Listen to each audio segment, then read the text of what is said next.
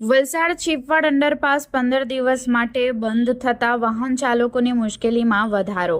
વલસાડ શહેર અને આસપાસના અંદાજે 40 જેટલા ગામોને જોડતા મહત્વપૂર્ણ ચીપવાડ અંડરપાસને આગામી 15 દિવસ માટે વાહન વ્યવહાર માટે બંધ કરવામાં આવ્યો છે।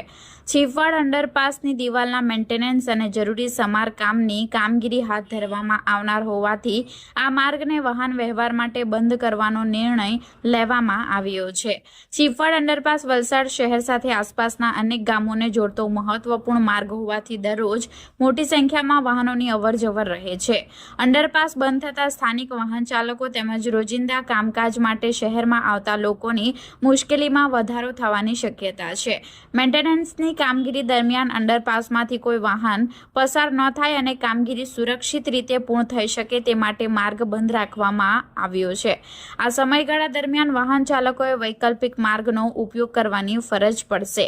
ખાસ કરીને ઓફિસ, ધંધા, રોજગાર, શાળા, કોલેજ તેમજ અન્ય કામકાજ માટે દરરોજ ચીપવાડ અંડરપાસનો ઉપયોગ કરતા લોકો માટે આગામી 15 દિવસ મહત્વપૂર્ણ રહેશે।